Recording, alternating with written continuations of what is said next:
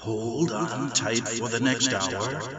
You're entering into a place, a zone called the alternative to the alternative media. It's a place, a special place where even truth seekers fear to tread. All right, people, let's move like we've got a purpose. Affirmative. Okay, you made it again. You're back here on the Investigative Journal, like always, on Tuesday, October 31st, 2017. How many months of the year have 31 days? You know, when I was a kid, I learned it this way. 30 days has September, April, June, and November. All the others have 31, except for leap year, which sometimes has 6 to 10 to 12 to 15 different scenarios. I never liked February anyway. Let me tell you that. It's a tough one to spell. For example, February or February. I don't like the month. F-E-B. Why isn't it spelled U-A-R-Y? Why is there an R there? I refuse even to get up during that month. It's over. I don't even know how many days it is half the time. 27, 28, 29. Why did they mess around like that? Why don't we just have every month of the year with the same amount of days? Is it possible?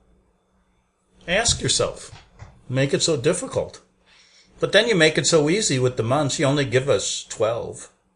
Then there's always 7 days of the week. I would have made many more days of the week just to make it more interesting, you know? And just to make it harder for people to keep track of when you're supposed to be at work and when you're not supposed to be at work. Employers have it easy. Got to be there Monday through Friday, right? Not on my schedule. I'll have so many different days of the week, they won't even know what day the people are coming in or not coming in. That's my dream. But anyway, we got a lot to talk about today on the Investigative Journal. I'm Greg Anthony. I want to thank everybody for not joining my great Create the Religion contest. I start a contest, nobody joins. Then I started thinking about it. Is it too difficult to create a religion? Is it so hard that I'm asking you to do that? Or is it the $20 donation, you cheapskates, that you don't want to do it? It could be one of the two.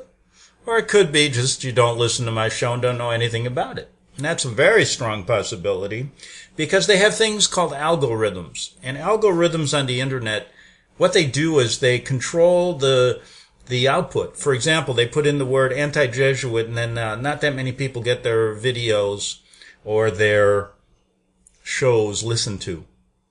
I don't know how it works technically. Some of you tech geniuses let me know. But anyway, was that a stupid contest or not? Because every contest I throw, it's still in the early stages. I just started it last week. You can go to my website and get the details on how to do it. I thought it'd be fun. You know, if I don't get anybody to do it, I'm just going to come up with my own religion and do a show on it. And then, you know what? I'm going to declare myself the winner. And I'm going to interview myself on the radio. Just like I have to interview the default winner of my last iPet Go 2 contest, and he lives somewhere on the other side of the world, and I'm trying to figure out how he's like 19 hours ahead of me somewhere in the Antarctica on this flat earth. I think he lives in Antarctica somewhere, and he's not telling me. But I was going to do it. Then he said, he lives somewhere, I don't know, New Zealand or some little island off the coast of somewhere out there. Way on the edge of this record, the flat earth. He's close to the edge. I ought to employ him to go out and try to find it. And then to keep going. Now, I wouldn't do that to anybody because it'd be so cold. They say that if you go over that ice wall and you can get it going from any direction possible, if you just pretend that you didn't grow up in school and they told you, hey, Johnny, go play with that big ball over there on the teacher's desk. I remember we were in first grade, and Sister Clarice, I think her name was, she stepped out of the room, and one of us instigators decided to play catch with the globe. Like it was a bouncing beach ball or something, and one of us dropped it, and it cracked. We cracked the earth. We cracked the earth in first grade. Can you believe that? Oh, I had such a good time. I should go over my grade school days with Sister Angelica in 3rd grade. We used to play a game, and it was some kind of game. I ended up playing it in high school, too. That's how bad it was. But we would, this one was a bad game. I remember we went outside, and I collected ants. Yep. I didn't kill them. I put them in a little bottle, and I put them down one of the girls' shirts. We all wore uniforms, right? I just went, put it right down, and she started going crazy and yelling at me. And guess what Sister Angelica did? She said, Gregory, go stick your nose on the blackboard, and then put a penny between the nose and the blackboard, and you stay there till we tell you to leave. My God, was that a torture. Oh, Lord. Then that wasn't enough. I said, I'll never do that again. Well, she caught me doing something else, and then it was winter time, and she hung me up on the coat rack with my coat on. It didn't hurt. I had a nice warm jacket. In fact, I didn't mind it. I just hung there for a while. Maybe 5 minutes. I didn't complain. I didn't scream. And looking back on it, was that the Great Inquisition? I was being hung before I even knew what I was being hung for. Now I know what they'd want to hang me for. But anyway, those weren't bad days, really. I had a good, not a bad experience. I didn't get molested by any priest or any nun. There was no sexual stuff going on. Kids were good. We had a lot of fun. But I look back on it, the only thing I don't like is them trying to, I didn't know then. I couldn't even think for myself back then. But starting with that globe, I've realized that the Earth isn't that shape. The chances of it being that are so slim that, I wouldn't bet on it. And I'll tell you this, when you look at the facts about a flat Earth, you gotta go for it. Go for the gold. And I think the Earth has a chance of being that way, really, if you look at the facts. And so this guy out there, I think his name's Aaron, you're pretty close to the edge there, because think of it as a record player. In the middle of the record player, where you put the little spindle in, is the Arctic. And then everything branches out, and then it's this big circle, like a big 33 1/3 record, with an ice wall around it, and then Antarctica's all over. It just keeps going. Nobody knows where. And we talked about Admiral Byrd when he went there in the 50s, and then he sent a few helicopters over the wall, and they didn't come back. And then he started wondering, wow, and he did an interview on one of the, I think it was CBS back then, and he said, when we were out there, there's a landmass there that's bigger than the United States or bigger than North America. There's a lot to explore. Immediately, the countries of the world who are constantly fighting with each other, don't you know that they can't get along? We got everybody wanting to bomb everybody else, but they all get along when it comes to the Antarctica Treaty. Yes, they all signed it. Oh, happy-go-lucky countries who are at their throats about everything else. That's because it's all orchestrated. The Jesuit wars, that's what I call them. They're into another one now with using this guy in Korea. Talked about that. Then guess what? Here we are talking about, Antarctica. When there's going to be a huge war. I don't really care anymore if they get on with it. It's crazy when you start thinking about every day you wake up with the same stuff. And then the political stuff starts. I'll get back to Antarctica in a minute. But the political stuff, if you follow it, it's crazy. We know Trump and Hillary, they're long-lost cousins from the same elite family. And all of it's a game. They're playing this stupid game now where they're accusing Trump of Russian ties. Hillary should have been in jail years ago. In fact, she grew up in my neighborhood. I don't know if anybody knows this, but she grew up in Park Ridge, Illinois, about 8 blocks from where I lived. And I lived in right nearby, in the nearby area there. And I didn't even know her. Thank God I didn't know her. In fact, she went to a public school. And look what she turned out to be. See what I'm telling you? What happens when you go to public school? Look what she turned out to be. I went to a Catholic school, and hell, the only thing they tried to do to me was make me into a priest and then never read the Bible. I can get over that, but in public school, Hillary, what the heck happened to her? you know. So anyway, Clinton turns out to be a witch, and probably involved in more killings than Stalin. And they get away with it because, see, that's not murder. It's for the better good. The ends justify the means. And then she goes to her Jesuit priest and says, "Bless me, Father, for I've sinned, even though I went to a public school and I'm not Catholic. Forgive me for killing 67 people last year, along with my husband, Bill." And they say, "Fine. Was it for the better good of the Pope? Yes? Okay, you're absolved." That's how it goes, really. So now, if you look at the news today, let's talk about a couple of really good things in the news. Then we'll get back to Antarctica, and then on to the creature of Jekyll Island. I got some interesting stuff. I wanted to go back. Edward G. Griffin wrote a book about the Federal Reserve, and I got some nice, interesting things I want to pull from it. Because we always forget. We talk about murder, we talk about wars, but they're really killing us softly with their monetary systems. How we could be living so much better than we are, except for the rich who have it all worked out under the Rothschild plan. Now, the Rothschilds, we know, are the Pope's bankers. So who do you think's the boss? It's usually the people with the most money. So the Pope is the boss. Rothschild's got a plan, and they all benefit from it. Now, in the news today, if you haven't followed it, they've been accusing Trump of being together with the Russians for years. I kind of laugh at it, you know. Hillary had so many connections with the Russians and giving them 20% of our uranium and all of that stuff. But they don't touch her because she is sacred ground when it comes to, you know, she could do anything. And she could walk into a bank with a 50 millimeter bazooka, blow up the whole bank, steal the money, kill everybody there, and they'd find no probable cause to indict her.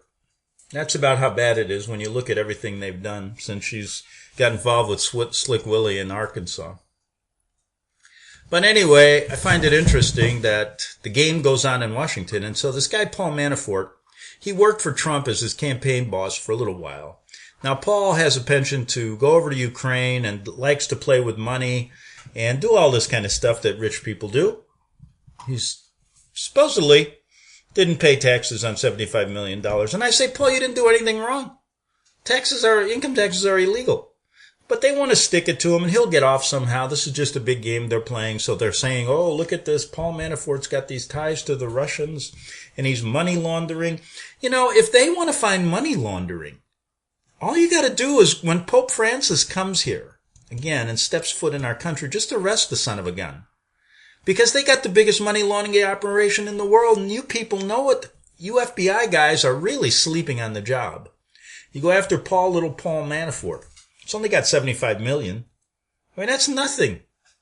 You know how much money the Vatican has laundered since they got going? I'm just going to go back to when they formed the CIA together with Pope Pius XII. And then they decided to figure out a way to money launder drug money. And of course, the Vatican Bank's been used for that. I've researched cases, and I've went and talked to lawyers who have researched cases.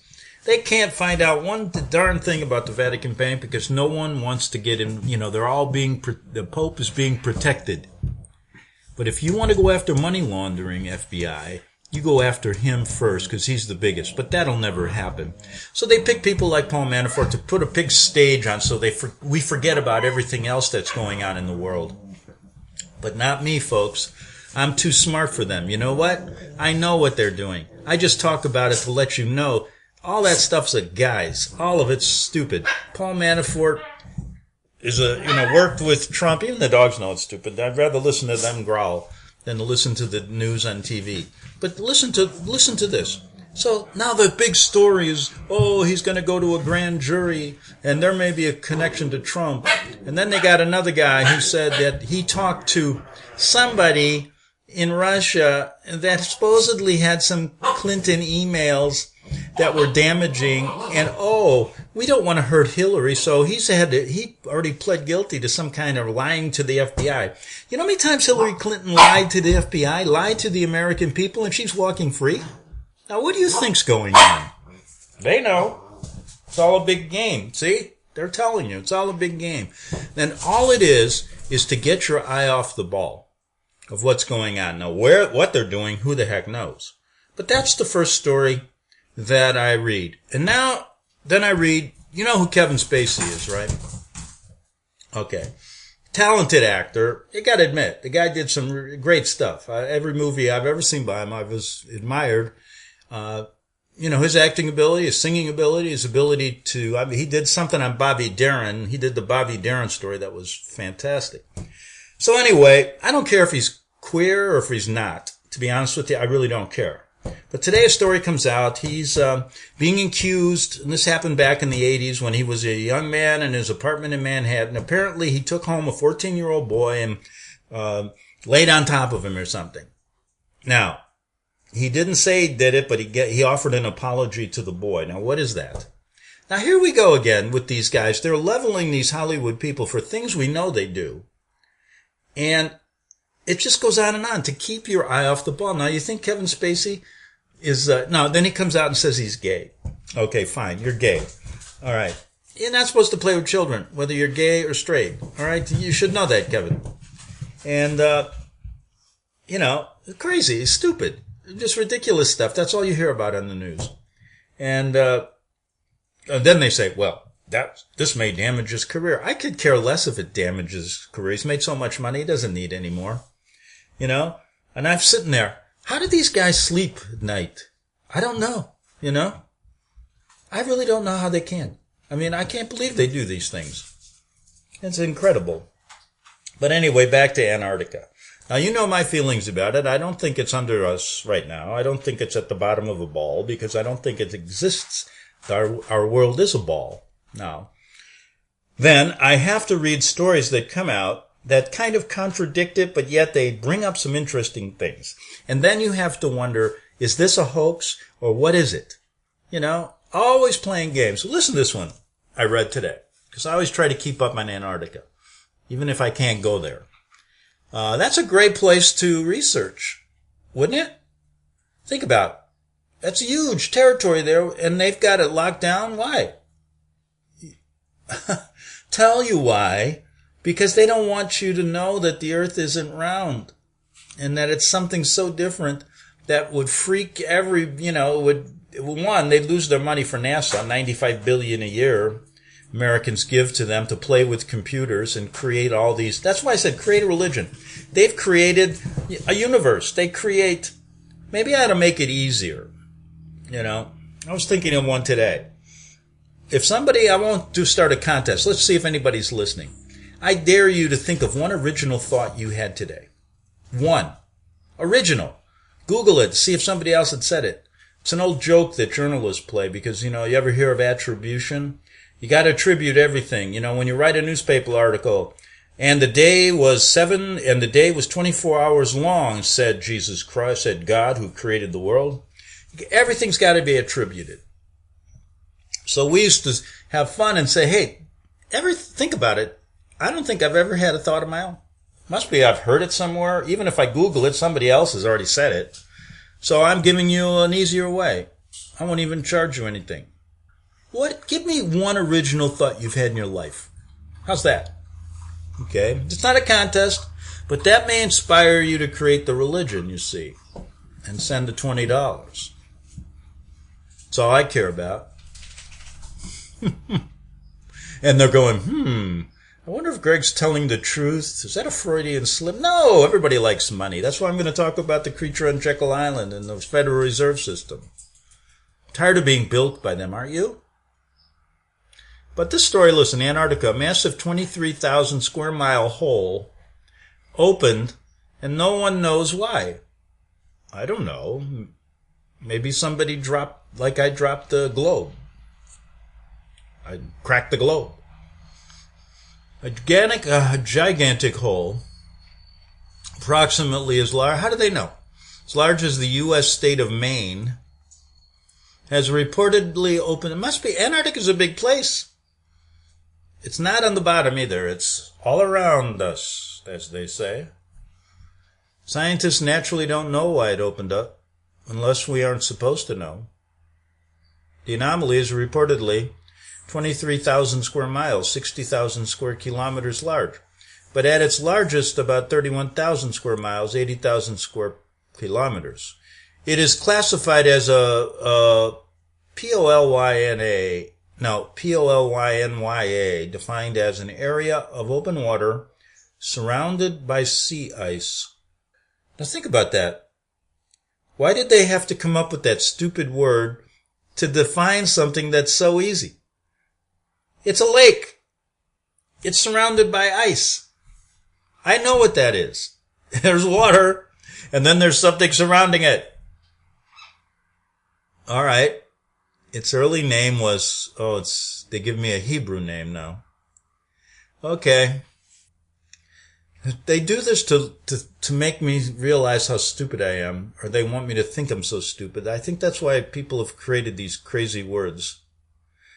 I'm not even going to say it. The hole in the ice was discovered by Princeton University Southern Ocean Carbon and Climate Observations Modeling Group.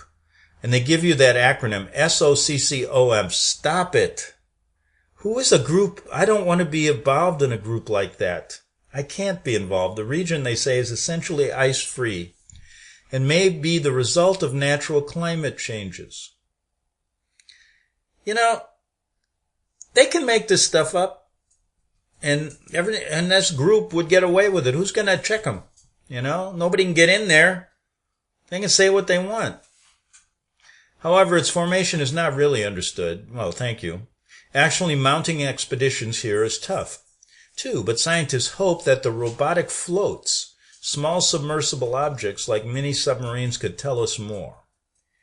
This hole in the ice, and they give me that stupid word again, is expected to continue releasing heat and sinking water until the warm spring air brings it to a halt.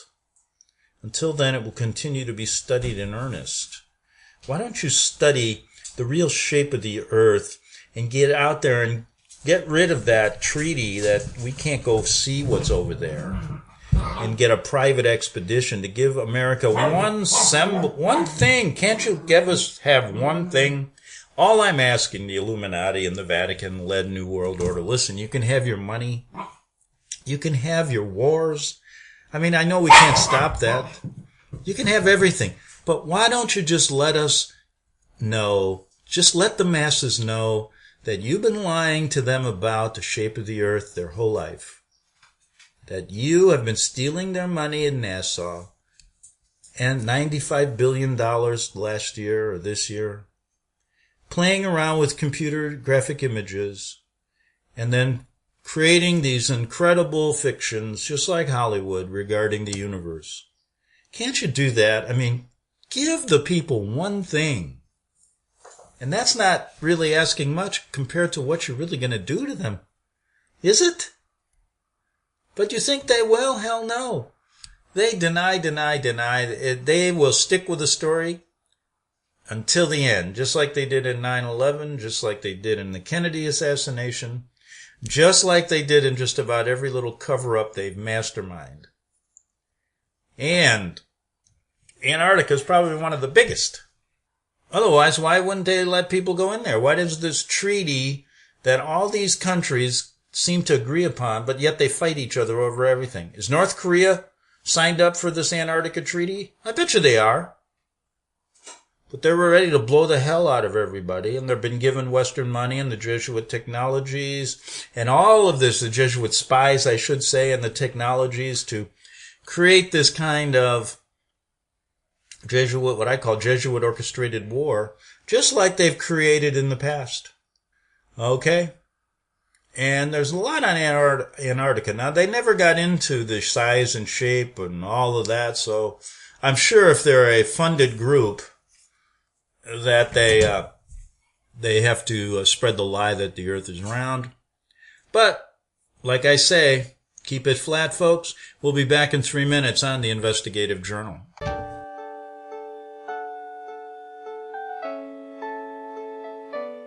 The program you are listening to is 100% sponsored by you, the listener, on this First Amendment Rights Media channel.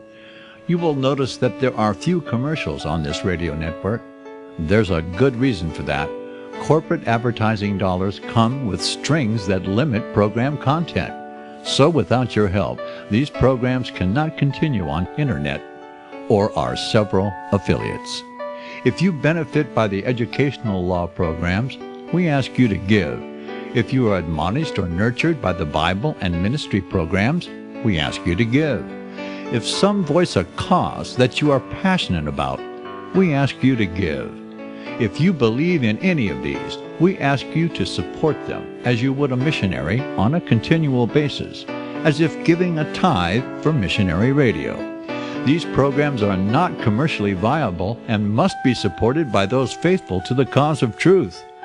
Look for the button to sponsor your favorite programs at our listen and schedule pages on the internet. Then, when you subscribe, we will send you the last quarterly MP3 CD of that program immediately, and continue to do so with each new quarter. We will also give you unlimited archive access to all of our programs. We're asking you to give much less than a tithe, so that you may also send support directly to a particular program host, cause, and anywhere else the Spirit may lead you. Do all to the glory of our God and Creator, for His holy nation, the only kingdom that will last forever. Thank you for listening.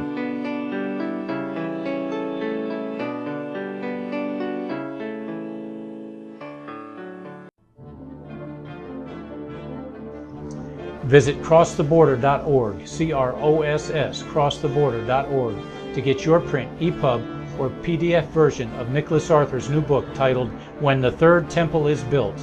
That's crosstheborder.org. When it comes to prophecy today, much of the evangelical Christian world has their eyes on Israel, waiting and watching to see when the third temple will begin to be built. The plans are drawn, the Jewish people are eager. Most evangelical Christians today believe that the rapture will happen before the third temple is built. Hi, I'm Michael Eugene. I was taught that Daniel's 70th week was in the future. Is that really what the Bible teaches? Have we searched the scriptures and found this to be true? Why is it so important for a re-established Israel to build a third temple in Jerusalem? Is it necessary to build a temple on the same location already occupied by the Dome of the Rock? Is it necessary for sacrifices to take place in the temple on Temple Mount? Is there really a rapture followed by 7 years of tribulation? What is the New Testament temple? Can we identify history and prophecy? Who is the first beast in Revelation chapter 13? Who are the 7 kings in Revelation 17? I have asked all these questions, and I have found Nicholas Arthur's new book, When the Third Temple is Built, answers all these questions and more using Scripture to interpret Scripture. The Bible says that no prophecy of Scripture is of any private interpretation. Nicholas shows us in his new book, When the Third Temple is Built, how the Bible interprets prophecy and not man's private interpretation. Visit crosstheborder.org, CROSS, crosstheborder.org, to get your print, EPUB, or PDF version of Nicholas Arthur's new book titled When the Third Temple is Built. That's crosstheborder.org. The following program is labeled dangerous and off limits by the supreme Jesuit command. But stand tall, people. Listen up, and you may just learn something. Oh, dear Lord Jesus, this ain't happening, man. This can't be happening, man. This isn't happening.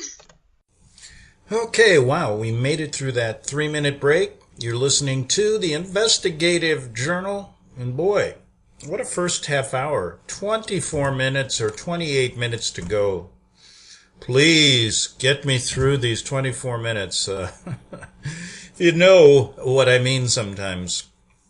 But anyway, I talked a lot about the NASA computer-generated images, that you're paying all this money, $95 billion, for a hoax program.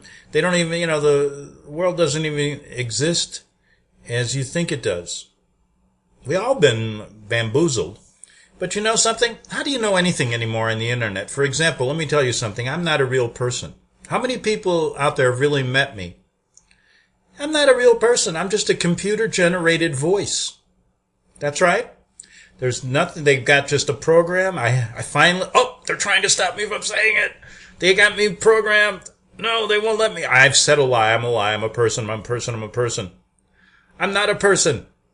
I'm not. I'm just a computer voice. And they just program me because the Jesuits need somebody to argue with. So how do you know? Really, you don't meet people. put a picture on the internet. Anybody can do that. Nobody meets anybody anymore.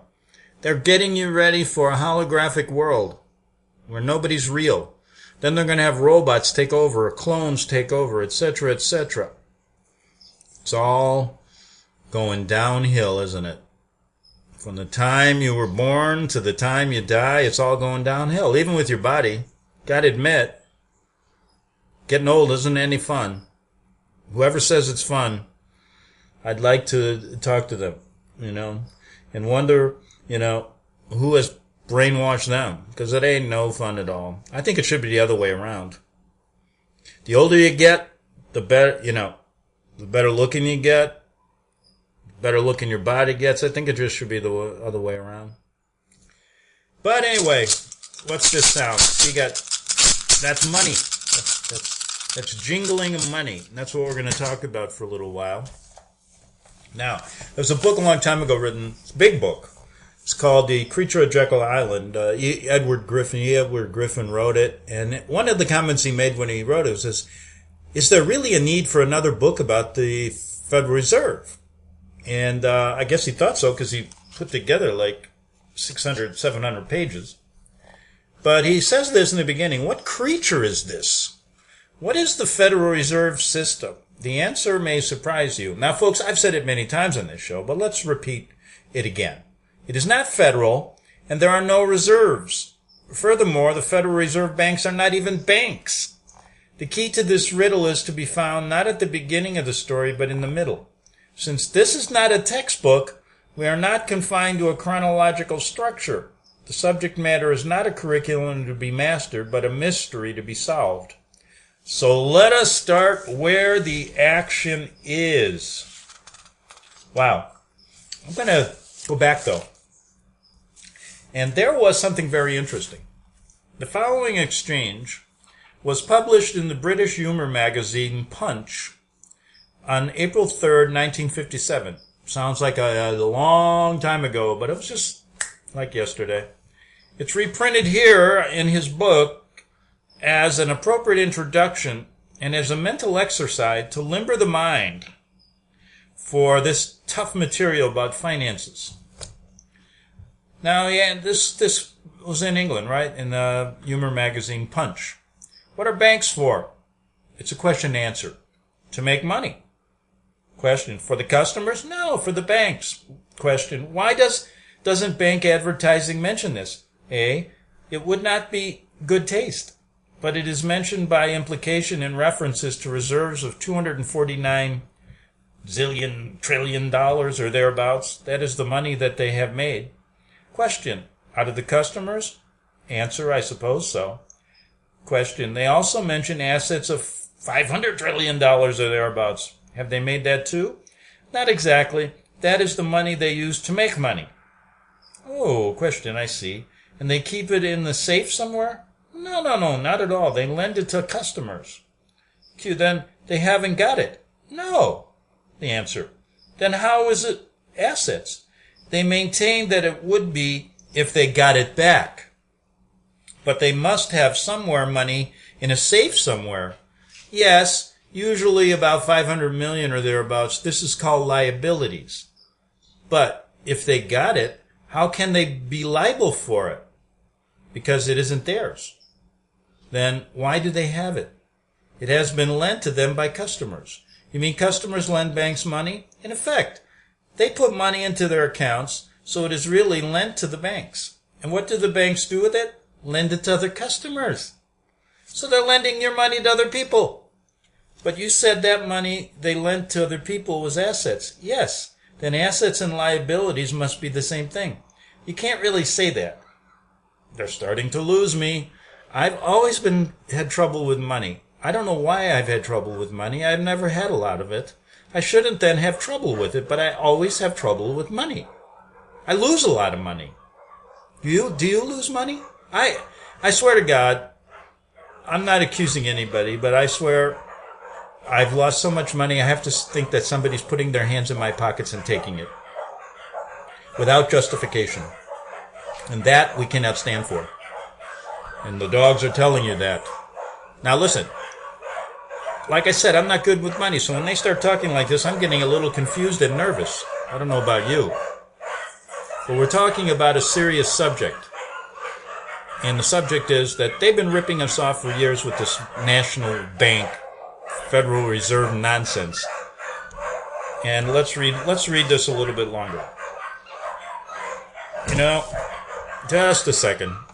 Okay, let's go a little farther here until I'm completely frustrated. But you just said, if I put 100 into my account, the bank is liable to have to pay it back. So it's liabilities. But they go and lend it to someone else, and he's liable to have to pay it back, so it's assets.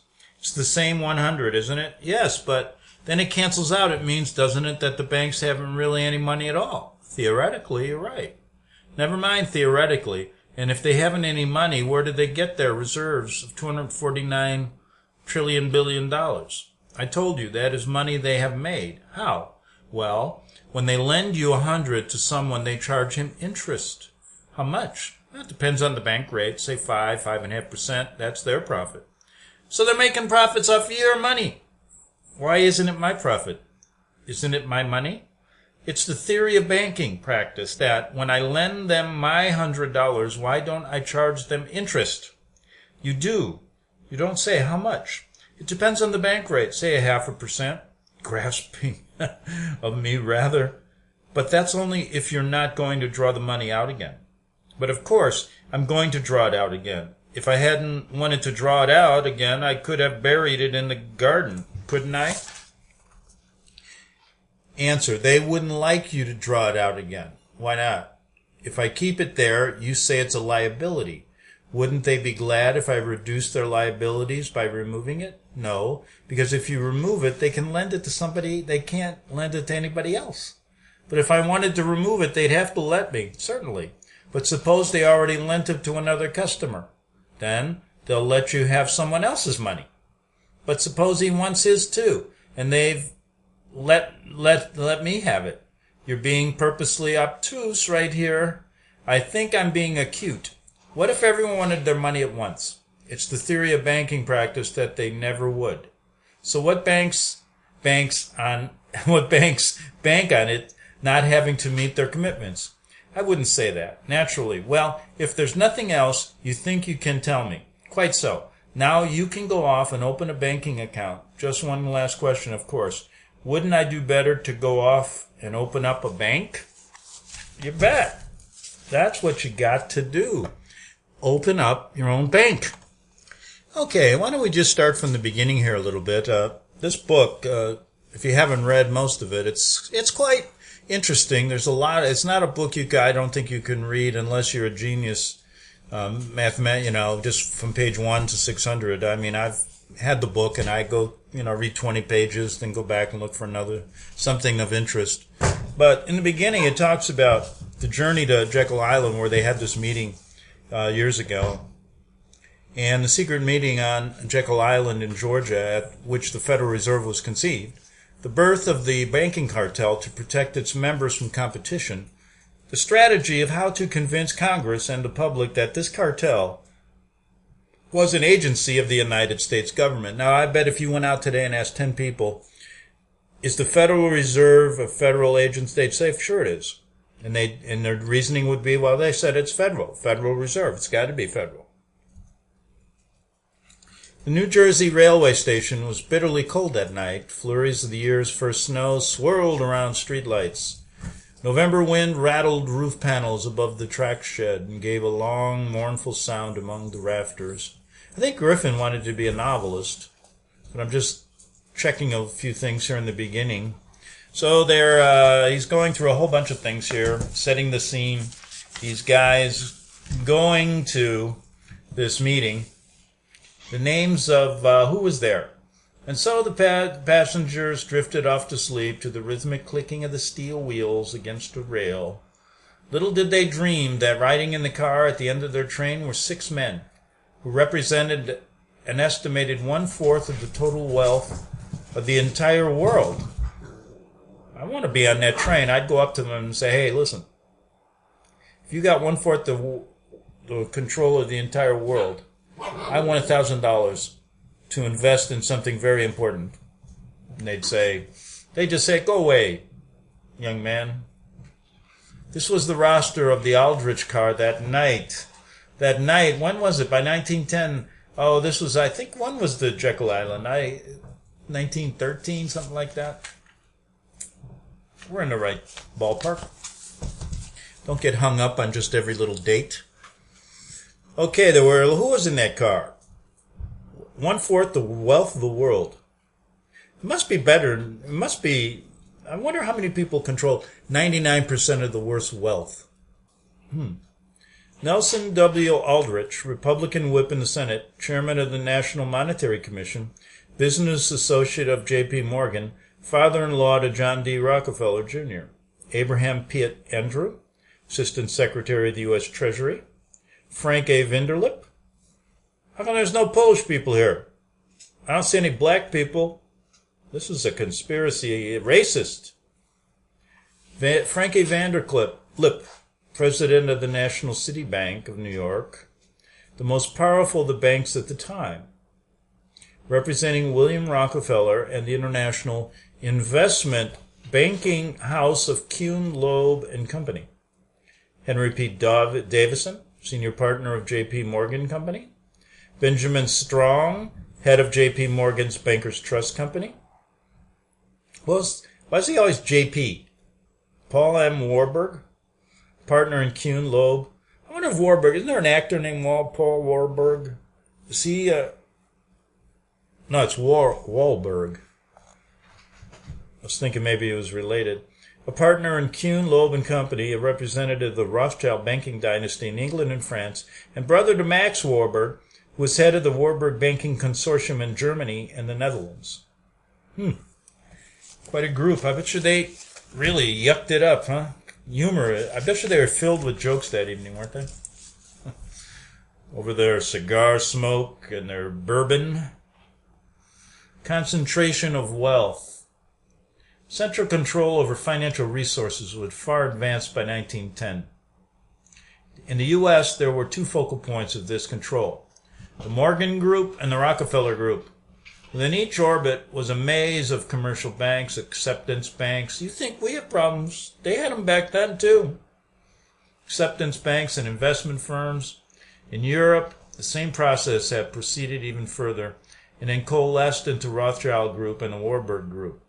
An article appeared in the New York Times on May 3, 1931, commenting on the death of George Baker, one of Morgan's closest associates.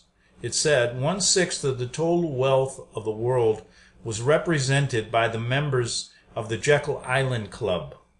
The reference was only to those in the Morgan Group. It did not include the Rockefellers and the European financiers.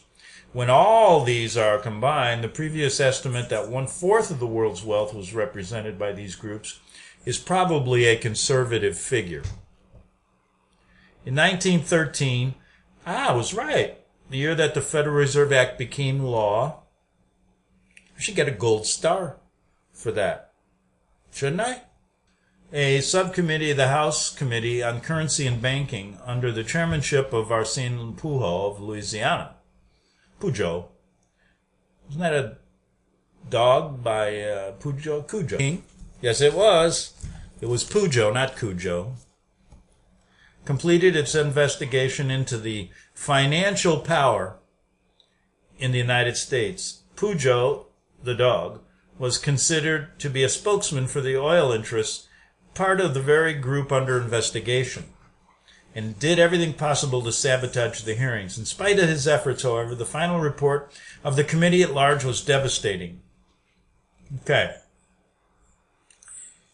Now, destination to Jekyll Island. As the train neared its destination of Raleigh, North Carolina, the next afternoon, it slowed and then stopped in the switching yard just outside the station terminal. Quickly, the crew threw a switch and the engine nudged the last car onto a siding where, just as quickly, it was uncoupled and left behind. When passengers stepped onto the platform at the terminal a few moments later, their train appeared exactly as it had been when they boarded. Got to be a reason for this to be included in this financial huge book. they could not know that their traveling companions for the night at the very instance were joining still another train, which, within the hour, would depart southbound once again. The elite group of financiers was embarked on an 800-mile journey that led to Atlanta, then to Savannah, and then finally to the small town of Brunswick, Georgia. How did they make money back then if they were busy doing this? They didn't have an iPhone.